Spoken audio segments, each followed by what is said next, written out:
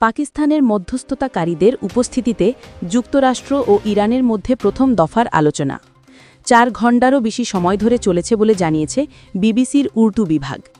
ঘটনাস্থলে উপস্থিত থাকা বিবিসির উর্দু বিভাগের সাংবাদিকরা জানিয়েছেন যে সূত্র অনুযায়ী প্রাথমিক আলোচনা ইতিবাচকভাবে শেষ হয়েছে। এটিও নিশ্চিত করা হয়েছে যে একটি সংক্ষিপ্ত বিরতির পর ত্রিপক্ষীয় আলোচনা রোববার পাকিস্তানের স্থানীয় সময় সকাল ৪টে থেকে ৮:৩০টার মধ্যে আবারও শুরু হবে। তবে প্রথম দিনে কোন কোন বিষয়ে আলোচনা হয়েছে এবং দুই পক্ষ কোনো বিষয় সমঝোতায় আসতে পেরেছে কিনা তা নিশ্চিত করেনি কোনো পক্ষই। এই আলোচনা চলাকালীন সময় আমেরিকার প্রেসিডেন্ট ডোনাল্ড ট্রাম্প টুইট করে দাবি করেছেন যে হরমুজ প্রণালী দ্রুতই খুলবে। পোস্টে তিনি এও দাবি করেছেন যে যুক্তরাষ্ট্র হরমুজ প্রণালী চলাচলের উপযুক্ত করছে।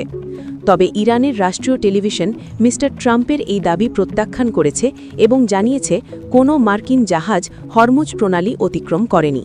তবে তার কিছুক্ষণের মধ্যেই যুক্তরাষ্ট্রের central command social media platform এক্সে এক পোস্ট করে জানিয়েছে আমেরিকার নৌবাহিনীর 2টি গাইডেড মিসাইল ডিস্ট্রয়ার হরমুজ প্রণালীতে থাকা সামুদ্রিক মাইন সরানোর উদ্দেশ্যে প্রণালী অতিক্রম করেছে। যুক্তরাষ্ট্রকে ইরানের দেওয়া 10 দফা পরিকল্পনা আর ইরানের উদ্দেশ্যে ওয়াশিংটনের 15 দফা প্রস্তাবের ওপর দুই পক্ষ আলোচনা করার আগে ইসলামাবাদে পাকিস্তানের প্রধানমন্ত্রী শাহবাজ শরীফের সাথে আলাদাভাবে আলোচনা করেছে ইরান ও যুক্তরাষ্ট্রের প্রতিনিধি দল। আমেরিকার প্রতিনিধি দলের নেতৃত্বে ছিলেন ভাইস প্রেসিডেন্ট জেরি ভ্যান্স। সাথে উপস্থিত ছিলেন যুক্তরাষ্ট্রের বিশেষ দূত স্টিভ ওয়েটকফ এবং ডোনাল্ড ট্রাম্পের জামাতা জ্যারেড ঘোষণা। এই বৈঠকের কিছুক্ষণ আগেই শাহবাজ শরীফের সাথে বৈঠক করে ইরানের প্রতিনিধি দল। এই প্রতিনিধি দলের প্রধান হিসেবে ছিলেন ইরানের সংসদের স্পিকার বাগের আলী বাগিফ। তার সাথে পররাষ্ট্রমন্ত্রী আব্বাস আরাকচি, কেন্দ্রীয় ব্যাংকের গভর্নর আব্দুল নাসের হেম্মতি সহ মোট ৭১ জন সদস্য ছিলেন বলে জানাচ্ছে ইরানের তাসনিম নিউজ এজেন্সি। এই বৈঠককে কেন্দ্র করে কয়েকদিন আগে থেকেই ইসলামাবাদে কড়া নিরাপত্তার ব্যবস্থা করা হয়েছে। পাকিস্তানে 2 দিনের সরকারি ছুটিও ঘোষণা করা হয়েছে বৈঠক উপলক্ষে। ইরানি প্রতিনিধি দল ও পাকিস্তানি কর্মকর্তাদের মধ্যে অনুষ্ঠিত এই বৈঠকের বিস্তারিত এখনও প্রকাশ করা হয়নি।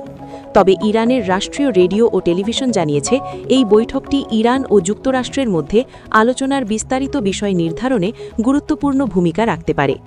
শাহবাজ শরীফের সাথে যুক্তরাষ্ট্রের প্রতিনিধি দলের আলোচনার বিষয়েও তেমন কিছু জানানো হয়নি।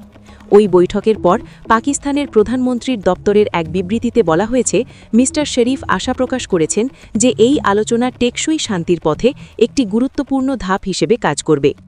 তবে আনুষ্ঠানিকভাবে না জানা গেলেও কী বিষয়ে আলোচনা হয়েছে সে সম্পর্কে বিভিন্ন সংবাদ মাধ্যমে খবর প্রকাশিত হয়েছে।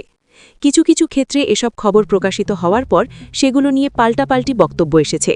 যেমন মোহাম্মদ বাগের গালিবাফের নেতৃত্বে ইরানি প্রতিনিধি দল দাবি করেছিল যে আলোচনা শুরু হওয়ার আগেই যুক্তরাষ্ট্রকে ইরানের আটকে রাখা সম্পদ মুক্ত করতে সম্মত হতে হবে। আলোচনা শুরুর আগে এমন একটি খবর প্রকাশিত হয় যে যুক্তরাষ্ট্র ইরানের জব্দকৃত সম্পদ মুক্ত করতে সম্মত হয়েছে। তবে তার কিছুক্ষণ পরই একজন মার্কিন কর্মকর্তা ইরানের এই দাবি অস্বীকার করেন বলে বিবিসি পার্সিয়ানের খবরে উঠে আসে। এছাড়া ইরানের 10 দফা ও যুক্তরাষ্ট্রের 15 দফা কি সে সম্পর্কে দুই পক্ষের কেউই আনুষ্ঠানিকভাবে কিছু জানায়নি।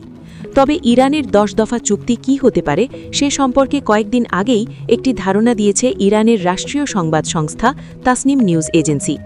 ইরানের সেই শর্তগুলো পর্যালোচনা করে বিবিসির কূটনৈতিক সংবাদদাতা পল অ্যাডামস জানাচ্ছেন যে এই আলোচনা বেশ জটিল হতে চলেছে। যুক্তরাষ্ট্র চায় ইরান প্রতিশ্রুতি দিক যে তারা কখনোই পারমাণবিক অস্ত্র বানাবে না, কিন্তু ইরান বলছে ইউরেনিয়াম সমৃদ্ধ করার অধিকার তারা ছাড়বে না। এটা তাদের আলোচনার বিষয় নয়। এই ছিল আজকের প্রধান খবর। নতুন নতুন আপডেট এবং সর্বশেষ সংবাদ পেতে আমাদের চ্যানেলটি সাবস্ক্রাইব করুন। ভিডিওটি ভালো লাগলে লাইক দিন, আপনার মতামত জানাতে কমেন্ট করুন এবং শেয়ার করে আমাদের সাথে থাকুন। ধন্যবাদ।